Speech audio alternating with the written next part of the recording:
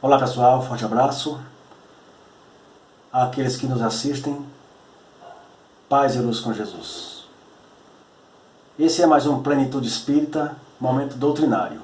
E o tema do nosso estudo de hoje será o Consolador Prometido. Vamos estudar?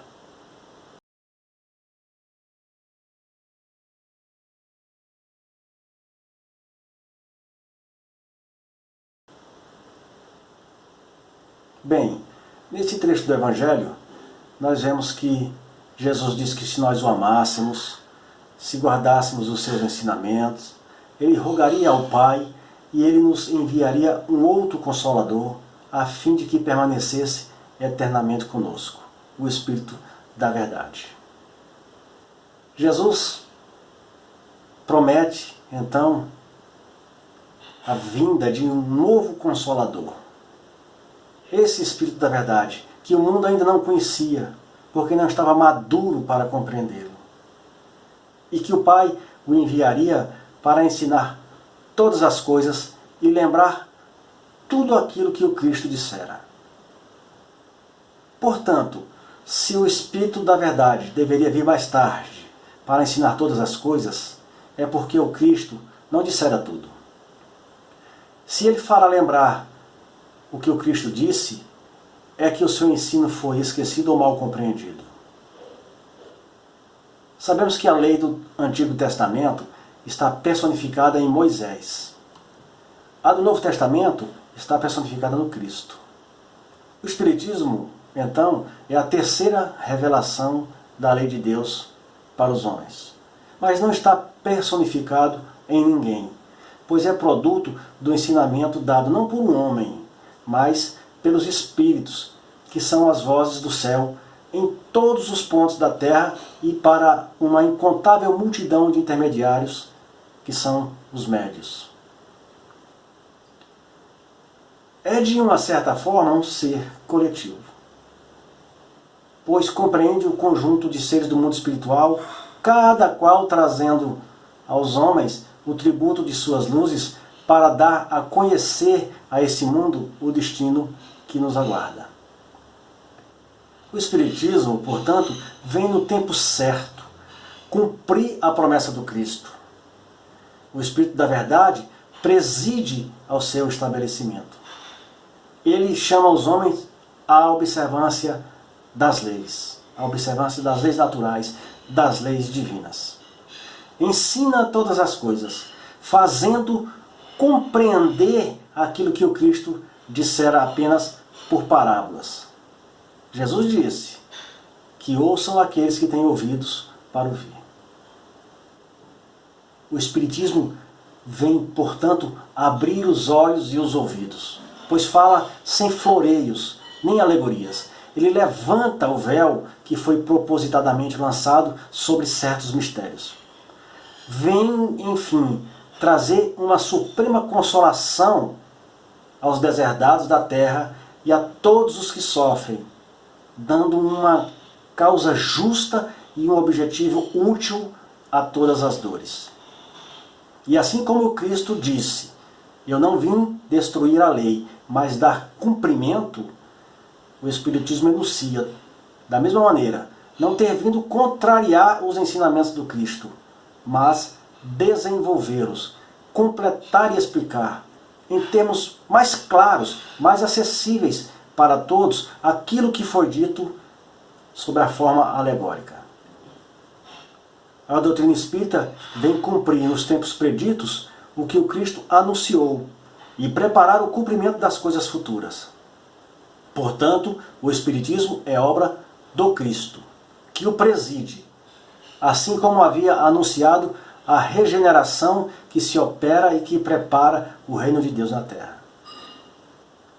O Espiritismo é a nova ciência que vem revelar aos homens, por meio de provas irrefutáveis, a existência e a natureza do mundo espiritual e as suas relações com o mundo material.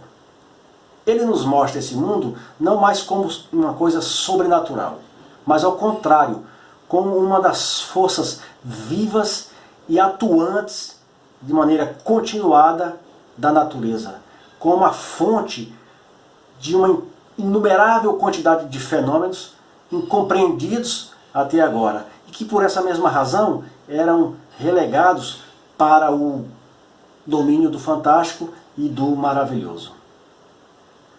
Foi a isso que o Cristo se referiu em muitas circunstâncias.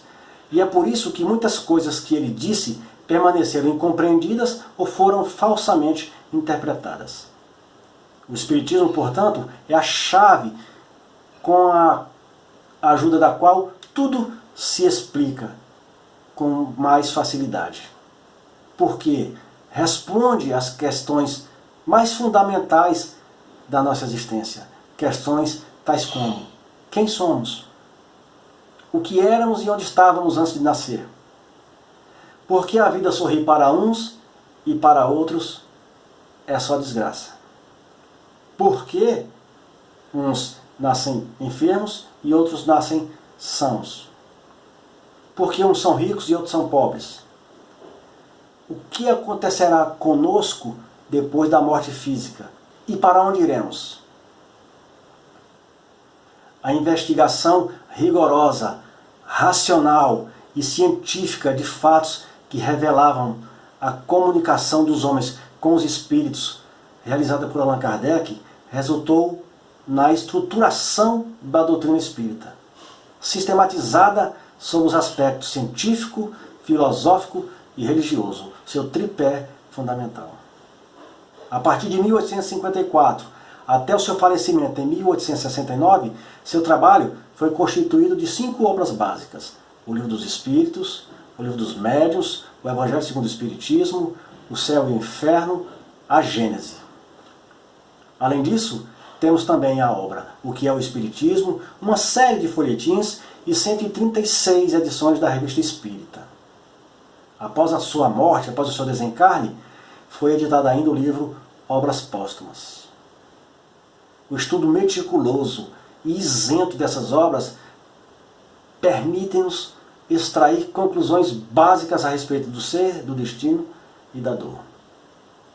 Todos os seres humanos são espíritos imortais, criados por Deus em igualdade de condições, sujeitos às mesmas leis naturais de progresso que levam todos, que conduzem todos gradativamente à perfeição.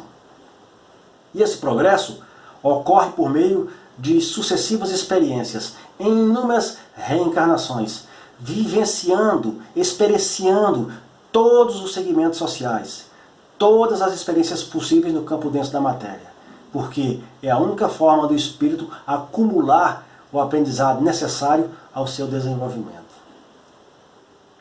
No período entre as reencarnações, o espírito permanece no mundo espiritual e pode se comunicar com os homens. Esse período no qual o espírito permanece no mundo espiritual é chamado de erraticidade. O progresso obedece às leis morais ensinadas e vivenciadas por Jesus, nosso guia e modelo. Referência para todos os homens que desejam desenvolver-se de forma consciente e voluntária. Kardec encontrou nos princípios da doutrina espírita explicações que apontam para leis sábias e supremas, razão pela qual afirmou que o espiritismo permite resolver os problemas históricos, arqueológicos, antropológicos, teológicos, psicológicos, morais, sociais, etc. De fato, as leis universais do amor, da caridade, da imortalidade da alma, da reencarnação, da evolução, constituem novos parâmetros para a compreensão do desenvolvimento dos grupos humanos nas diversas regiões do nosso planeta. Por fim, urge reconhecer que a finalidade principal da doutrina espírita reside no aperfeiçoamento moral do ser humano. A doutrina espírita contribui para o progresso moral, destruindo o materialismo, que é uma das chagas da sociedade, e fazendo com que os homens compreendam onde está o seu verdadeiro interesse, onde está o seu verdadeiro tesouro. A vida futura, não estando mais encoberta pela dúvida, pelo sobrenatural, fará o homem compreender melhor que pode, desde agora, no presente, preparar seu futuro. A vida na atualidade exige planejamento, portanto, para que a nossa existência não entre no rol daquelas que faliram. Na maioria de nós ainda predomina características de comportamento inadequados.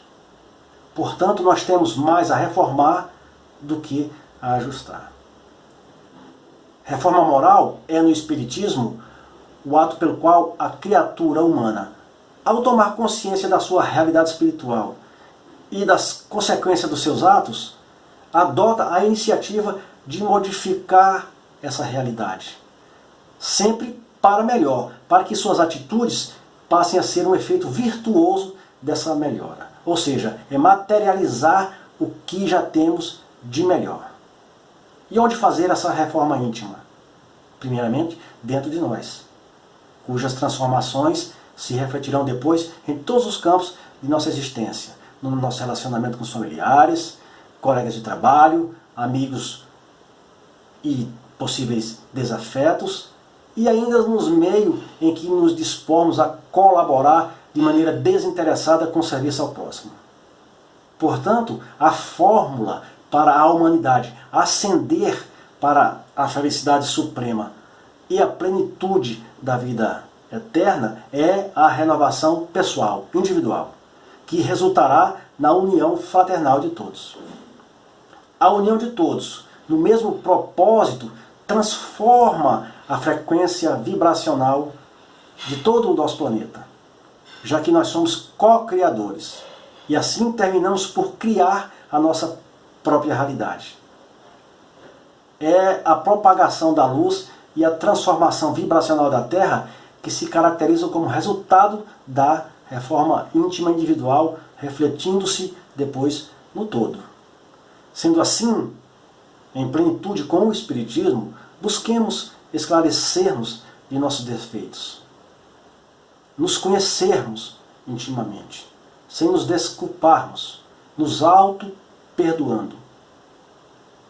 Entender esses defeitos, corrigi-los, procurando sempre ser o melhor que pudermos hoje, para que nossa evolução espiritual se dê o mais rápido e o melhor possível. Quanto antes nós entendemos a necessidade de nos melhorarmos, para que assim o mundo melhore em seguida, muito mais rapidamente o planeta Terra entrará em uma situação de mundo regenerado, onde reinarão a paz, a felicidade, a harmonia e o equilíbrio existentes no reino dos céus.